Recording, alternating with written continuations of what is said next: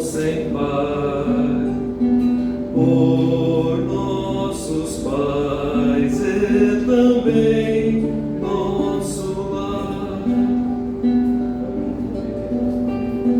Venha ajudar-nos, bondoso Deus, a sempre andarmos nos caminhos teus, a sermos meigos e serviçais, a cada dia nos amarmos mais.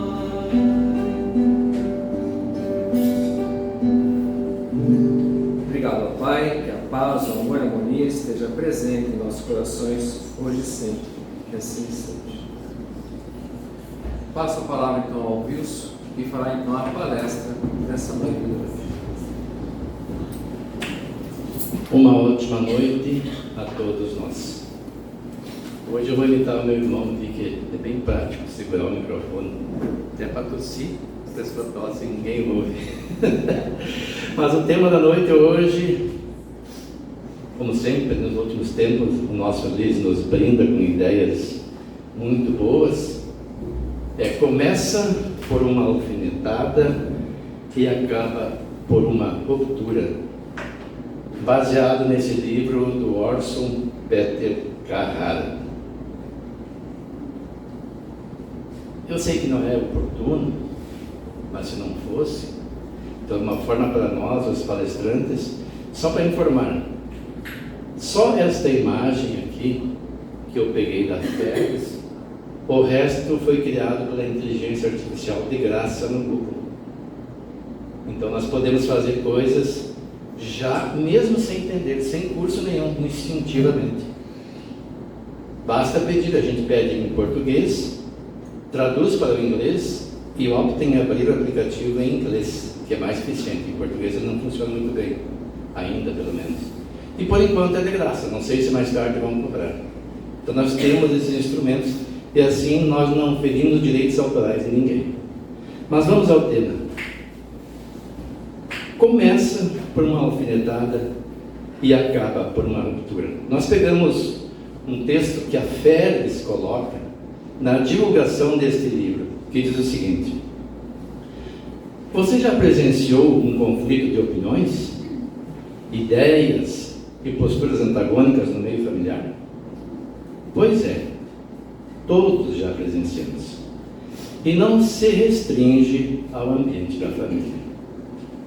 E eu destaquei: conflitos acontecem nos esportes, na política, nas artes, nas variadas profissões e mesmo nos grupos de fé religiosa, principalmente em forma de alfinetadas, cutucadas ou indiretas, como popularmente chamamos o ato de humilhar, desvalorizar ou desrespeitar o comportamento alheio. A gente lê rapidamente assim e entende a mensagem, mas dá para aprofundar um pouco. Conflitos acontecem nos esportes. O que nos vem à mente? Nós de imediato lembramos as torcidas organizadas, que se jogam umas contra as outras e às vezes até contra as autoridades, num ato irracional. Aí já se trata de uma ruptura. Então não é isso, porque ele está falando de conflitos que começam com alfinetada. E onde acontecem essas alfinetadas? Geralmente nas famílias, nos grupos de amigos, nos clubes, nos lugares onde frequentamos, no trabalho. Porque o ser humano tem um prazer mórbido de ver o outro sofrer. Ele sabe o quanto dói ter o seu time do coração derrotado, principalmente se derrotado pelo outro que o alfineta. Mas o outro se compraz no sofrimento. E isso nas redes sociais é muito comum. Aqui no Rio Grande do Sul, por exemplo, tem Inter e Grêmio, e a maioria da população se divide entre esses dois times. Então, quando um ou outro perde, principalmente no Grenal, a torcida vitoriosa adora alfinetar o outro. sem se dar conta que está ferindo a suscetibilidade do irmão, ou não, depende de como a pessoa encara a situação. Eu confesso que eu tenho um irmão, o segundo da linha sucessória, nós nascemos em 8, muito próximo de mim, mas assim a gente viveu grande parte, só nos separamos quando nos casamos, cada um seguiu o seu rumo. E nunca brigamos, com exceção de uma vez, por causa de futebol. Porque o meu pai, quando nós éramos pequenos, disse: Nilson, teu padrinho torce para o Grêmio, então tu tem que torcer para o Grêmio. Nelson, teu padrinho é colorado, então tu tem que torcer para o Inter. E a gente, com o tempo, foi incorporando aquela ideia, o time do coração. Nós morávamos, isso foi em 69, no Rio Telha, na época era interior de Vacaria, hoje não sei para que município pertence. E aí houve eu nem me lembro direito da história, mas o fato é que por causa, talvez de um Grenal, nós chegamos até a trocar alguns tapas. Que coisa impressionante. E depois, mais tarde, na minha adolescência, eu me incomodava quando no colégio nós dividíamos a turma formando 2 times, porque não tínhamos recursos, então era com camisa contra sem camisa. E quando eu ganhava, eu ficava naquele misto de alegria pela vitória e de tristeza por ver o semblante dos adversários decaídos, sentindo o peso da derrota. E isso foi me marcando com o tempo. Tanto que hoje, nas redes sociais, eu não faço comentário nenhum. E mesmo porque a nossa filha, quando pequena, era gremista, a mais nova, a única da família que puxou para o outro lado, de repente virou colorada, porque o Grêmio não ganhava na época. Então imagine, quando o Inter perdia, como é que eu ia, nem em casa podia festejar, porque ia magoar a nossa filha. E ela de vez em quando dava uma cutucada em nós, mas também respeitava o limite. Então, como conviver nessas situações? Nós já superamos aquela fase das arenas, onde os gladiadores disputavam, e partimos agora para um esporte, porque antes não era esporte, assim entendido que é o futebol. Mas ainda trazemos alguma maldade no coração, porque nós gostamos de ver o outro sofrer, isso nos compraz. Na política porque uma pessoa adota um certo candidato e o elege, ou não. Outras pessoas adotam um outro candidato concorrente e se o seu não for eleito, ele começa a procurar erros na conduta daquele candidato. Às vezes fundamentada, às vezes não. Hoje está em voga muito a fake news, né? Tanto daqueles que estão na situação quanto os da oposição. É difícil, principalmente isso que eu mencionei, a inteligência artificial é capaz de colocar uma pessoa falando o que não falou, fazendo coisas que não fez, e é difícil distinguir. Então tem que ter muito cuidado quando você faz uma análise do que é postado antes de compartilhar. Vê se tem fundamento. Às vezes vale a pena fazer uma pesquisa nos sites já de maior credibilidade para ver se é verdade. E também se aquilo é útil, senão não vale a pena.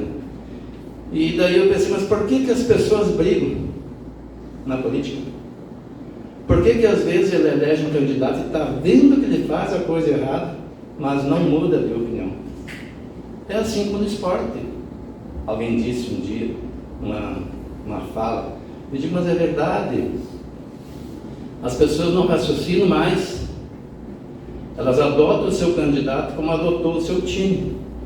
Não importa as maiores besteiras que o seu time fizer, Deus o livre falar do seu time. Ela só falta pular na pessoa que faz o comentário. E às vezes não raciocina. Isso também acontece na política. E nos grupos de fé religiosa, será que isso acontece? No Espiritismo não acontece. Será que não? Não. O Espiritismo não tem hierarquia, não tem rituais, então não existe alguém com ascensão sobre os outros. Será mesmo? Existem os cargos, e muitas pessoas querem assumir esses cargos sem pensar nos encargos. O maior encargo de uma casa é da presidência, tanto na administração da casa, como na sua responsabilidade por qualquer coisa que venha a ocorrer na esfera civil ou mesmo criminal. O presidente é que responde. E também a condução, como melhor conduzir a casa. Mas tem pessoas que estão mais preocupadas com o cargo. E também acontece nos departamentos. Hoje nós chamamos de áreas de atuação, em que as pessoas se tornam diretor e têm ascendência sobre os demais. Queiramos ou não, a opinião do dirigente de um departamento ou de um presidente de uma casa tem grande peso. E isso pode atrair as pessoas. E aqueles que pensaram ou sonham em assumir aquele cargo e não foram escolhidos para tanto, podem se enciumar. E aí começa, assim como fazemos com os nossos políticos, procurar defeitos. E muitos não têm coragem de falar diretamente, fazem a alfinetada pelas costas, através de intrigas, de calúnias, e até de uma forma bem disfarçada, um discurso sofista. Como, por exemplo, olha, o nosso irmãozinho lá tem se esforçado tanto para dirigir a casa, mas ele cometeu tal deslize, desmerecendo o trabalho do irmão. Em vez de dizer assim, como podemos auxiliar aquele irmão para que ele faça um trabalho melhor, e elogiar os bem feitos. Porque a pessoa pode fazer 1000 boas ações, se fizer uma errada, esta vai ser lembrada, as outras serão esquecidas. E isso tudo é o ato de humilhar, desvalorizar ou desrespeitar o comportamento alheio. Uma falsa ilusão de que o rebaixamos e assim nos tornamos no mínimo igual a ele. Como quem diz, oh, ele não é isso tudo que pensa. Direta ou disfarçadamente, conclui a Félix, o autor explora o tema para que alfinetadas não sejam mais motivos de ruptura. E daí, essa questão de alfinetadas no grupo de fé religiosa, às vezes degenera em ruptura. Mas eu vou trazer aqui uma informação que a maioria devemos saber já. Eu não sabia, fiquei sabendo agora quando fiz a pesquisa, desse fato que aconteceu com o Divaldo Franco.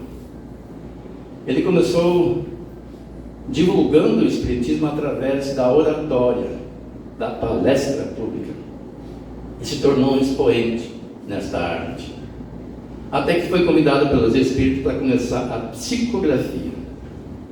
Ele então começou a fazer psicografia por mais de uma década, se não me engano por 16 anos. E aí os Espíritos vieram, que ele estava bastante habilitado na psicografia, e determinaram que ele destruísse tudo que tinha feito, que agora ele ia fazer um trabalho para ser divulgado. E daí ele escreveu o Mestre de Amor, que foi um compilado de algumas obras que ele tinha feito com o auxílio de Joana de Ângeles. Aliás, foi Joana de Ângeles que escreveu, e ela auxiliou ele na compilação desse livro.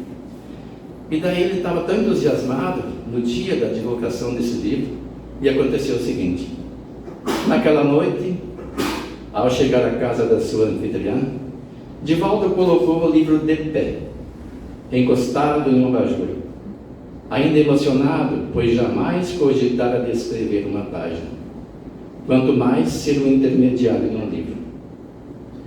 O fenômeno que se passou foi deveras interessante.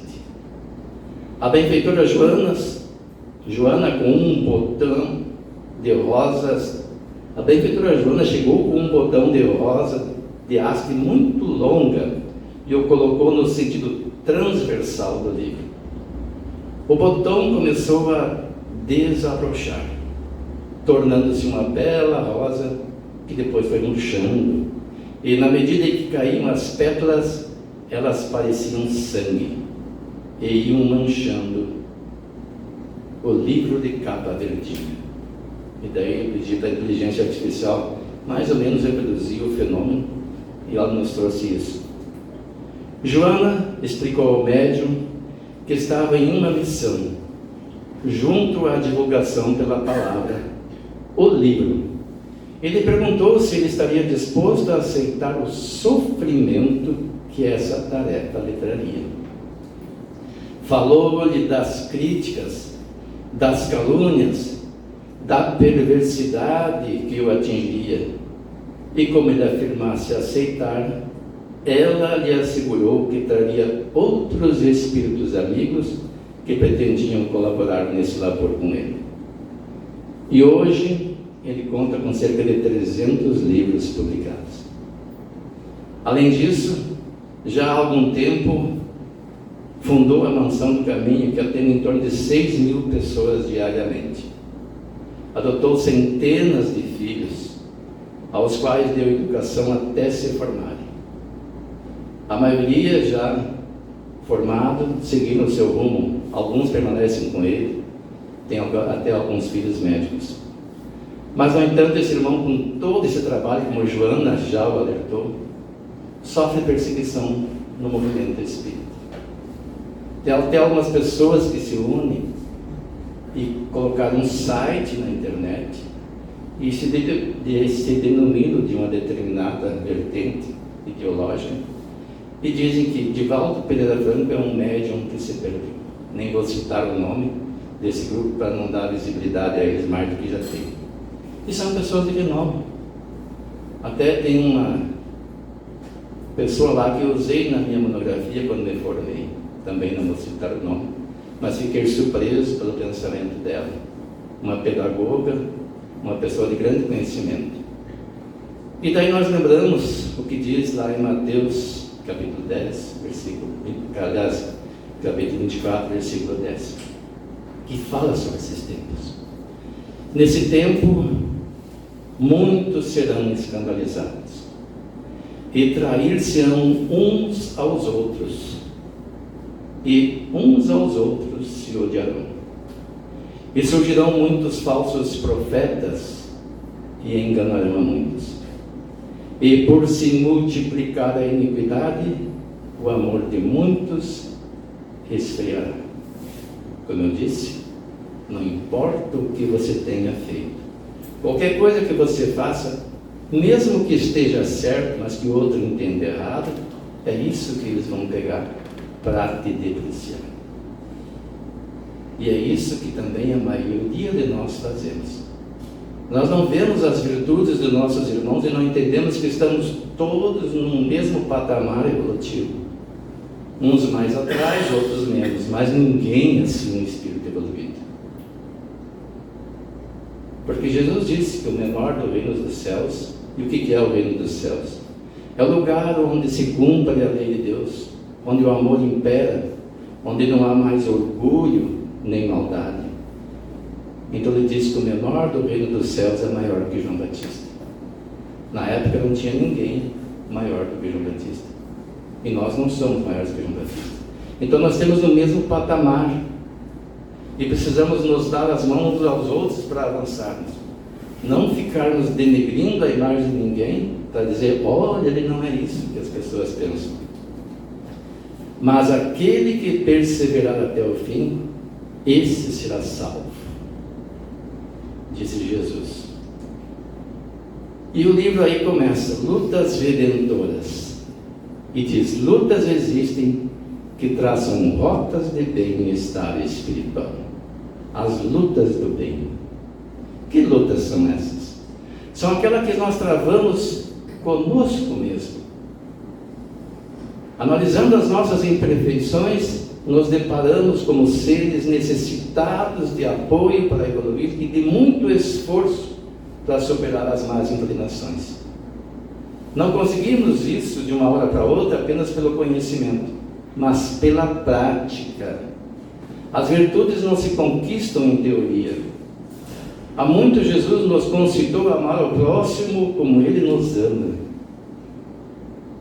a perdoar as ofensas. Isso nós aprendemos ouvindo, mas não aprendemos de fato para colocar em prática. Porque basta que alguém diga alguma coisinha que nós entendemos que não seja adequada a nosso respeito, no mínimo nós nos magoamos. Quando não nos revoltamos e não queremos mais nem ver a pessoa pela frente.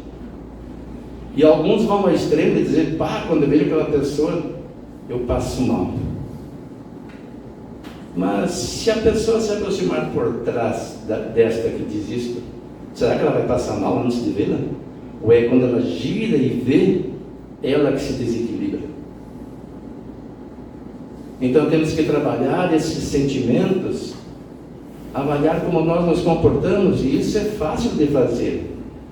Diariamente somos desafiados em estímulos e reagimos. Muitas vezes nós não raciocinamos, nós ainda somos muito reativos, não somos ativos. Para ser ativo tem que pensar um pouco antes de reagir ou falar. Usar a água da paz, como ensinava Chico Xavier. Põe um gole d'água na boca e não engole. Fica pensando, dando tempo para digerir o estímulo e saber como reagir. E aí eu me lembrei da segunda carta aos Timóteo que Paulo escreveu na prisão, que diz: combati o bom combate, terminei a carreira, guardei a fé. Qual é esse bom combate? Como eu disse, aquele que nós fazemos para a depuração dos nossos sentimentos, para superar os nossos instintos inferiores, para estimular mais aquelas virtudes que já conquistamos, porque temos várias também. Não vamos nos achar seres totalmente imperfeitos, desgraçados, desmerecedores das benesses de Deus, que outra coisa não são senão o fortalecimento da nossa fé, da nossa força, da nossa coragem e, acima de tudo, da vontade de agir melhor. Isso Deus nos dá. E somos merecedores disso, somos filhos dele. Jesus disse: aquele que em mim crê fará essas coisas que eu faço e muito mais, porque eu vou para meu Pai para vos guardar lugar. Então, o que Jesus fez, nós podemos fazer desde que criamos nele, cremos na sua palavra. E, a propósito, Paulo foi nominado, quando nasceu, de Saulo. Tinha uma fé religiosa dentro do judaísmo e esperava o Messias, e quando ele veio, ele entendeu que era um subversivo da lei e perseguia os seus seguidores porque Cristo já havia sido crucificado. Até que, a caminho de Damasco, ele se deparou com Jesus numa visão e perguntou: o que queres que eu faça? Em vez de se julgar um ser inferior, não seria normal a cada um de nós, arrependido, com remorso por perceber que aquele ser que ele perseguia de fato era o Messias, porque ele percebeu toda a energia de Jesus na sua luminosidade e na sua presença, tanto que teve a visão perturbada de não poder ver, até que ele foi libertado no destino pela pessoa que ele ia perseguir. E depois que ele conheceu a palavra de Cristo, através das anotações de Levi, porque ainda não tinha os evangelhos escritos, ele saiu a pregar fora daquele grupo. E graças a ele, nós temos hoje o cristianismo, senão teria fatalmente morrido na casa do caminho, apenas no socorro aos necessitados físicos, sem divulgação, porque estava fechado dentro daquele povo judeu. E ele saiu para outras nações, criando igrejas, e como ele não tinha tempo, ele escrevia essas cartas, ainda mais depois que já estava preso, um pouco antes de ser condenado à morte. E nessa aqui ele fala da sua carreira, que ele guardou a fé e terminou a corrida. Que possamos nós também fazer o mesmo. Empreitadas de muito rigor, diz o espírito Marco Maiuri, aliás, é uma página psicografada pelo médium Marco Maiuri e assinada pelo espírito Natanael. Isso foi em 2022. Empreitadas de muito rigor, de grandes abstenções, e que exige enorme coragem, solicitude e sinceridade de entendimento. Entra-se em campo de raízes profundas e que deturpam a base. Equipara-se à escurecida floresta que impede a luz solar de reverberar no solo impedindo o ingresso da boa semente. Por que eu destaquei ali? Exigem enorme coragem, solicitude e sinceridade de entendimento. Porque essas empreitadas que nós empreendemos para fazer a nossa purificação através do exercício precisa coragem. Como eu disse, quando alguém fala mal de nós e alguém nos traz essa notícia, nós nos chocamos. Por quê? Por causa do orgulho ferido. Não seria melhor pensar, mas o que ele está dizendo é verdade? Se for verdade, eu tenho que me corrigir. Se for mentira, não tem nada a ver com isso, é problema dele. A não ser que seja uma calúnia que te envolva nas questões judiciais. Aí tu tem que se defender através de um advogado. Porque a pessoa que vai falar em causa própria não produz coisa boa. Porque ela se envolve emocionalmente. Tanto que é recomendado, mesmo um advogado, quando for se defender em juízo, contratar um outro advogado. A mesma coisa, um advogado que quer defender um familiar, ele se envolve emocionalmente. Isso não é ideal. É preciso de um apoio de fora. E no caso nosso, quando nós nos sentimos enfraquecidos ou revoltados, fazer uma reflexão, como aquela que Santo Agostinho recomenda diariamente antes de dormir. Para analisarmos se não fizemos algo que ofendeu alguém, ou ofendeu a Deus ou a própria consciência, para pedirmos forças e coragem para não mais repetirmos o ato. E aí precisamos da solicitude e sinceridade de entendimento. Precisamos fazer essa análise imparcialmente, porque nós temos uma tendência de criarmos justificativa para o nosso ato até como um meio de tentar driblar a própria consciência, como se isso fosse possível. E tem muitos que fazem isso, uma existência inteira de uma encarnação, e até mesmo depois de desencarnados, até que um dia são despertados pela dor. Porque as pessoas que vivem nesse estado vibracional produzem energias tão deletérias que, se não fosse o duplo etérico que filtra essas energias, o corpo pereceria. No ataque de raiva, a energia é tão densa que fulminaria o corpo. Então o perispírito drena e deixa passar só o suficiente que o corpo possa suportar. Mas em certas situações essa drenagem não tem o efeito esperado e o corpo desmaia, como no caso de uma notícia chocante, por exemplo, inesperada, e que pode até levar à morte. Eu conheço uma pessoa num círculo de nossas relações quando jovens, que ao ter o filho assassinado numa disputa em Passo Fundo, ela morava aqui em Santo Ângelo, aliás em Trejuiz. Quando soube da notícia, ela levou um choque tão grande que desencarnou. Então está provado, quando a emoção é muito forte, imagina o choque de uma mãe.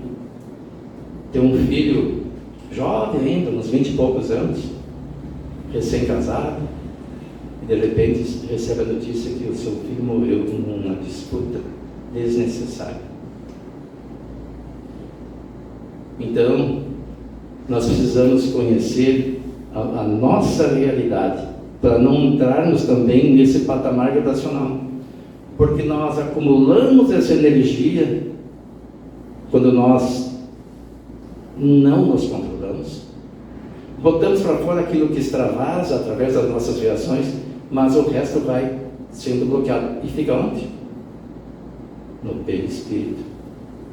E o perispírito fica inundado de energias deletérias que adoecem o espírito, porque ele não tem como se libertar do perispírito. Nós desencarnamos, nos libertamos do corpo físico, já doente, enfraquecido, mas ficamos ligados ao perispírito, que nesse caso estará doente. E aí vai chegar um ponto que a única solução vai ser reencarnar num corpo que vai servir como uma esponja que drena essas energias. E aí começam os processos de sofrimento. quando não é uma encarnação em que a pessoa vem indentada, paralítica, uma série de problemas que até dificultam ela externar o seu pensamento, ou mesmo de se locomover.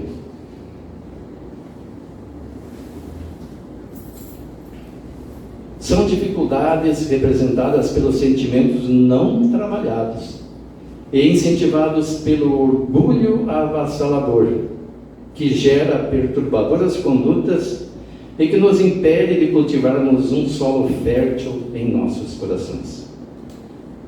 Mas Jesus nos ampara, fornece-nos a permissão magna para que em verdadeiros atos de heroísmo íntimo possamos combater as más inclinações, cultivada por nossa imaturidade espiritual, através de séculos e séculos. Não fazemos isso só nesta encarnação. Agora, todos nós podemos ter certeza, nós somos a melhor versão de nós mesmos, porque o Espírito não retrograda, só evolui, no máximo estaciona. E se estacionar por muito tempo é como se regredisse, porque os demais companheiros vão evoluir. É como um aluno que chega numa determinada série de estudo e não passa. Os seus colegas passam. Ele perde a companhia deles. E aqueles que não conseguirem acompanhar a evolução média do planeta Terra, não poderão mais reencarnar na Terra, vão ter que reencarnar num mundo inferior. E as informações recebidas é que não é pouco inferior. Vai acontecer como aconteceu com os que vieram degradados de um planeta da constelação de Capela, que chegando na Terra encontraram os primatas. Até o César abordou essa questão há pouco tempo. E que daí foi necessário adaptar os corpos, aprimorar, para receber esses espíritos mais avançados intelectualmente, mas muito atrasados ainda moralmente. E graças à presença deles, quem sabe nossa, a Terra chegou nesse patamar que nós encontramos. Então de lá para cá houve uma grande evolução. Basta olhar a evolução das leis, que são aprimoradas constantemente. E hoje nós estamos nesse patamar. Não estamos felizes quando fazemos uma reflexão com o progresso feito. Porque, como eu disse, assim como nós julgamos os outros, nós também fazemos um juízo próprio. Não é por outra razão que Jesus disse: não julgueis para não ser julgados. Com a mesma medida que julgar o semelhante, serei julgado. Por quem? Pela própria consciência.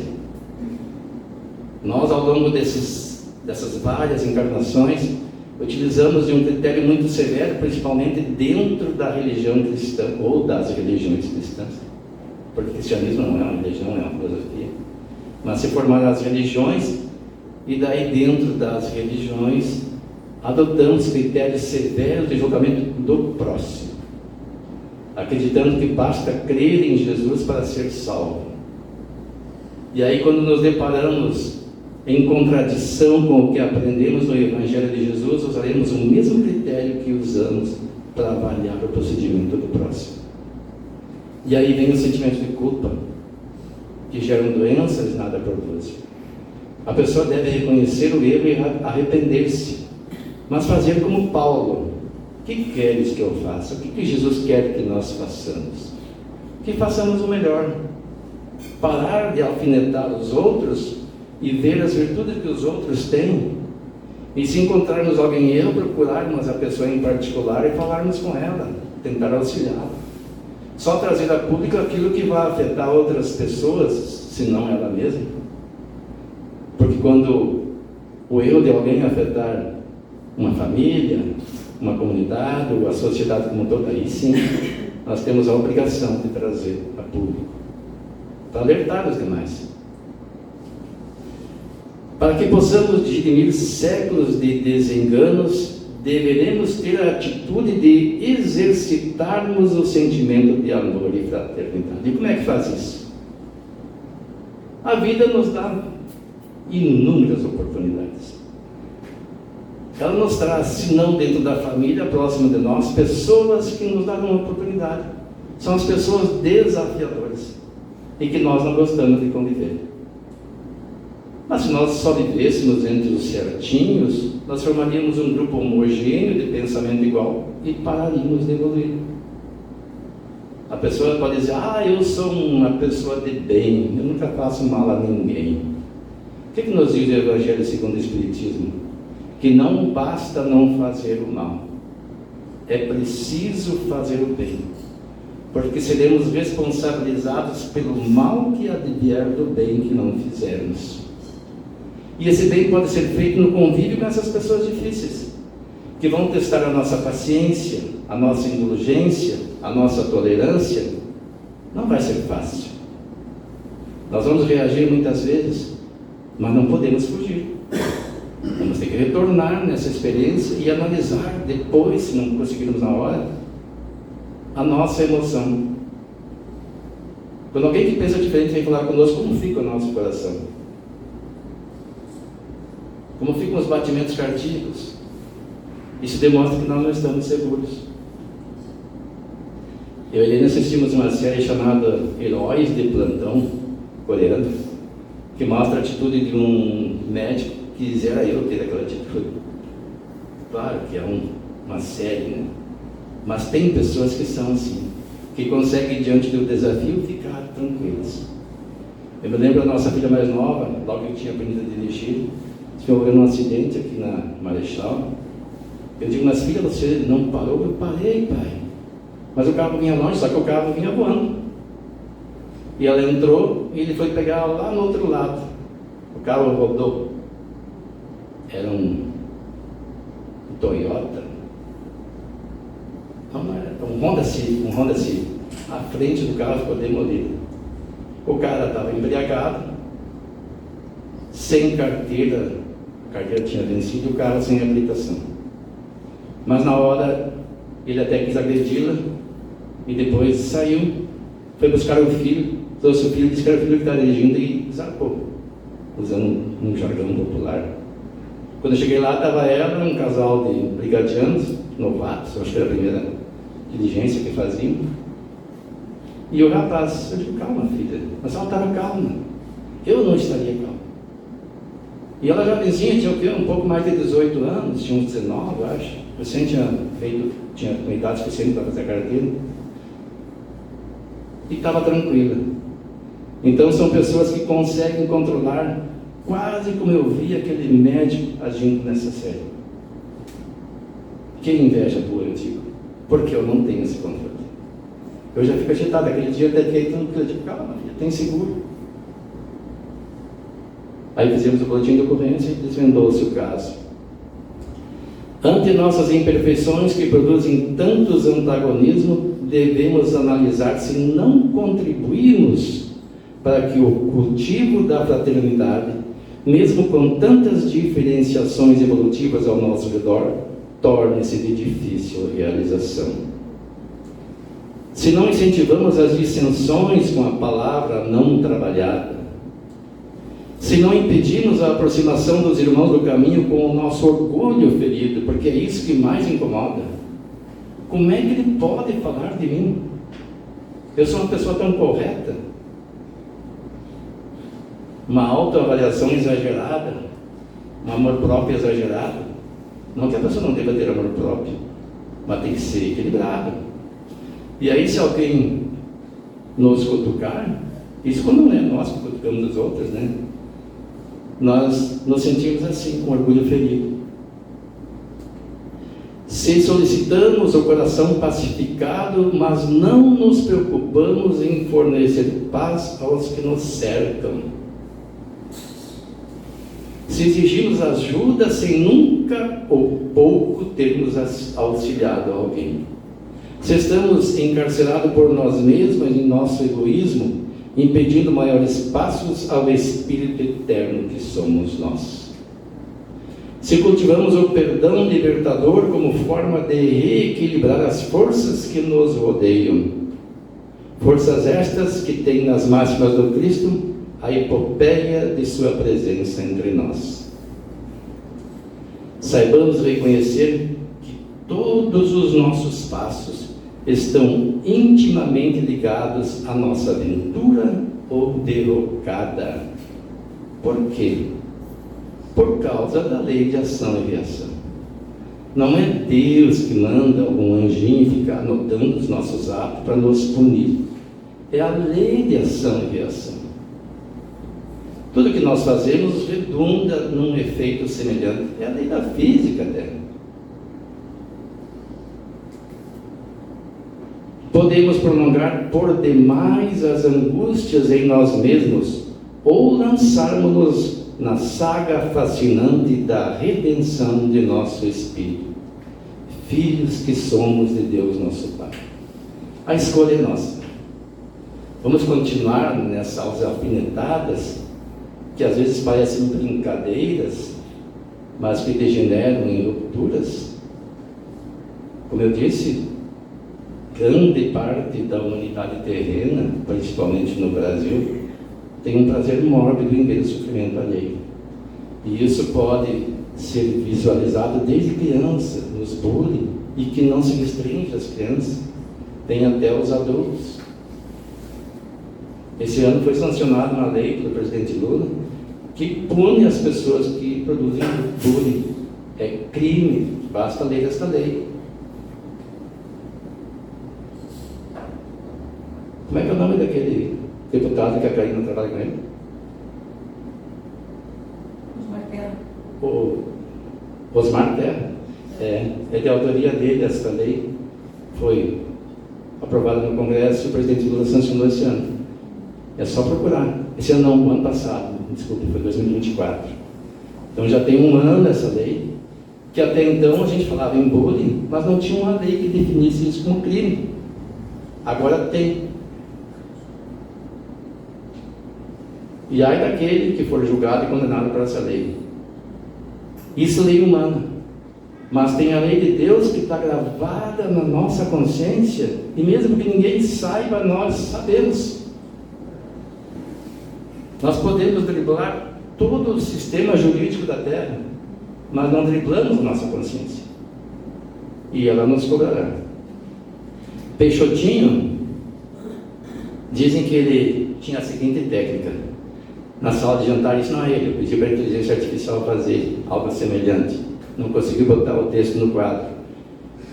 Mas ele colocou o seguinte nesse quadro: Cristo é o chefe desta casa, hóspede invisível em cada refeição e ouvinte silencioso em cada conversação. As pessoas chegavam, os familiares já estavam acostumados com aquela frase, mas digamos que uma visita, alguém lendo aquela frase, tu acha que ia ter coragem de alfinetar alguém? E no Evangelho, de onde foi tirado o tema desse livro, né, que começa por uma ruptura, aliás, começa por uma alfinetada e acaba por uma ruptura, nós encontramos lá no Evangelho segundo o Espiritismo, no capítulo 10, que trata dos bem-aventurados que são misericordiosos, um pedacinho que diz assim: quem sabe, aliás, se descendo ao fundo de vós mesmos, não reconhecereis que fostes o agressor? Quem sabe, se nessa luta que começa por uma alfinetada e acaba por uma ruptura, não fostes quem atirou o primeiro golpe? Se vos não escapou alguma palavra injuriosa, se não procedeste com toda a moderação necessária. E o texto prossegue, falando do orgulho ferido e de outras coisas mais, que fazem com que nós sejamos muitas vezes os causadores desta ruptura. E aí, você decide. Nós passamos no começo um videozinho ali, não estavam todos presentes, que retrata mais ou menos como é que é o umbral. Ele não é um lugar físico delimitado. Ele é criado pelas consciências das pessoas perturbadas, viciadas, com diversos tipos de padrões vibracionais que criam ambientes propícios para o convívio dos semelhantes. Não é permanente também. É como se fosse num sonho, só que mais durável, por tempo indeterminado, dependendo do estado emocional de cada um, até que se liberte e mereça ser socorrido. Mas então você decide. Quanto tempo deseja ficar no umbral? Quanto tempo desejamos ficar no umbral? A decisão é de cada um.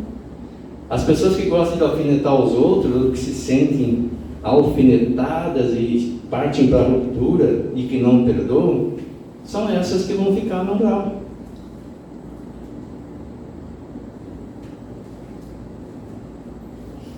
Jesus disse: no mundo tereis aflições. E arrematou: mas tende bom ânimo, eu venci o mundo. O que Jesus estava dizendo? Que a terra é um mundo onde as aflições se fazem presentes. Pois é um mundo de provas e expiações. Ainda não existia esta expressão no linguajar do povo da época, mas já nos alertava. E também disse: ai que vir o escândalo, mas ai daquele por quem o escândalo vier. E também disse que nenhuma ovelha a ele confiada por Deus se perderia. Ninguém vai se perder. Pode atrasar o seu resgate, pode se desgarrar, pode até ser degradado para mundos inferiores, mas um dia fará sua ascensão. Porque todos nós somos projetos de Deus, e Deus não fez nada para ser perdido, pois Deus é a inteligência suprema do universo, causa primária de todas as coisas. E Deus é amor, sabedoria. Não criaria um filho para que ele, fraquejando nas suas provas, viesse a ser condenado para sempre. E Jesus olha por nós. Ele sabe da nossa intimidade. Não adianta nós dissimularmos para a sociedade algum aspecto que entendemos o ideal usando máscaras sociais. Para Jesus, tudo isso nada serve. Ele conhece a nossa intimidade. Então, ao orarmos a Cristo, não façamos petitórios inválidos, mas exponhamos o nosso íntimo a Ele, porque Ele nos conhece. E peçamos o seu auxílio, para que, se nós formos instrumento de alfinetadas, possamos aos poucos deixar-nos de ser. E se somos o alvo de alfinetada de alguém, perceber que essa pessoa está precisando de ajuda. É um irmão perturbado, um instrumento até concedido que Deus viva, por Deus que viva ao nosso lado. É uma ferramenta divina. Mesmo os processos obsessivos são processos de reparação dos erros do passado através da expiação. E em especial no Brasil, onde foi implantada a cruz, chamada Terra do Cruzeiro, a cruz do Evangelho de Jesus. Quem leu o livro Brasil, Coração do Mundo, Pátria do Evangelho, sabe como nós somos bem assistidos. Ismael recebeu de Jesus o dever de ser o zelador dos patrimônios imortais da terra do Cruzeiro. Jesus também explica a Ismael que os homens são responsáveis pelos seus atos e que cada um receberá de acordo com sua conduta. Então, que nós possamos reflexionar a esse respeito. Quem tiver um tempinho para ler e se aprofundar mais no conteúdo desse livro, recomendo que faça. Mas não só ler. Reflexionar. Como isto pode nos ajudar? Porque ler, nós já lemos o Evangelho desde quando foram escritos aqueles que estamos dentro do Ocidente, a maioria pelo menos. E aqueles que conhecemos a doutrina espírita somos melhores esclarecidos sobre o que ali está escrito. E agora a doutrina espírita nos diz, reforçando as palavras de Jesus, que nós não podemos mudar o passado, como disse Chico Xavier. Então não vamos ficar com complexos de culpa que nada produzem, mas vamos nos conscientizar através das nossas análises do que precisamos fazer e criar um novo futuro. Um futuro em que nós não sejamos mais instrumentos de alfinetadas, e que se formos alvos de alguém, não nos sintamos prejudicados, mas estimulados a desenvolver a tolerância, a paciência, o perdão e, quem sabe, o amor. Muito obrigado. Agradecemos então ao Wilson por dividir o seu estudo junto conosco. Rogo ao Pai Criador, através do Anjo da Guarda, continue se amparando, iluminando o seu caminho. Com essas rogativas, então, peço aos irmãos que elevem seu pensamento a Deus, ao seu Anjo da Guarda, agradecendo o dia que você passou, a nossa saúde física, a saúde dos nossos familiares, nossos irmãos, esposos, esposas, aqueles pais que nos deram a vida, a oportunidade de estarmos aqui, ao trabalho que nós temos, que nos dá o sustento das nossas necessidades materiais. Rogamos ao Pai Criador que sejamos sábios em utilizar esses bens para o nosso proveito e aqueles que estão à nossa volta.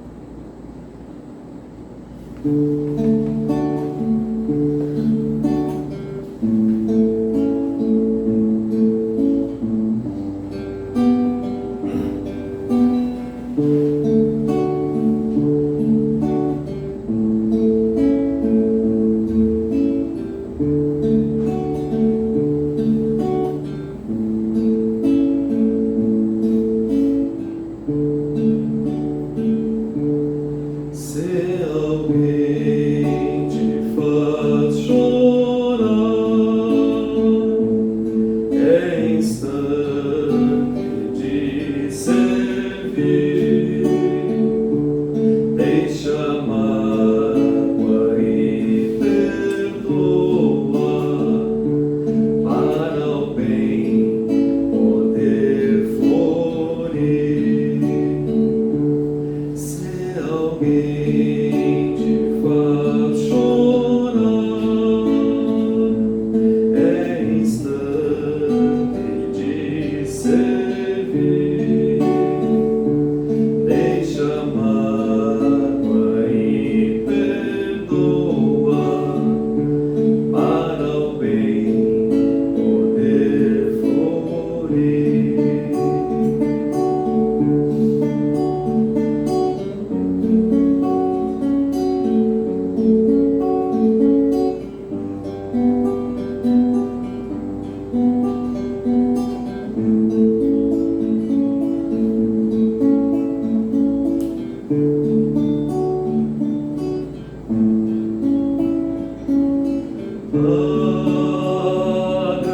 Agradecendo, Senhor,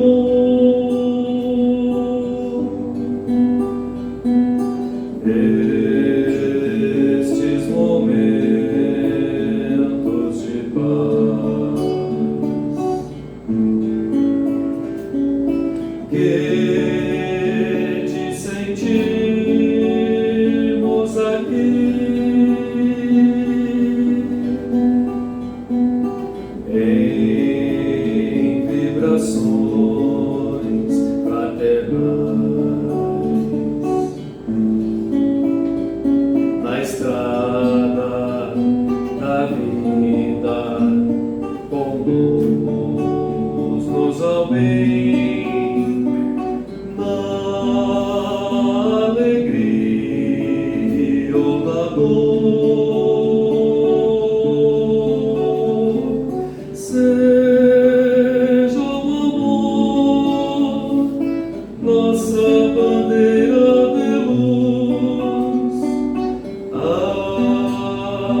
amado Mestre Jesus,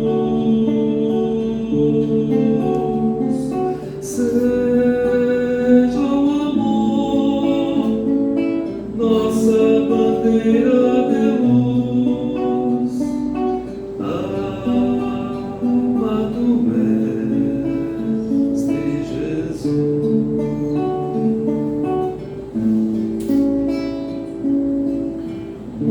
Obrigado ao Pai, que a paz, o amor e a harmonia esteja presente em nossos corações hoje e sempre. Obrigado pela presença de todos. Aqueles irmãos que estão se sentindo bem, bom retorno aos seus lares. Aqueles que ainda têm a necessidade de tomar o passe dos homopracistas, fique em oração e silêncio. Uma ótima semana.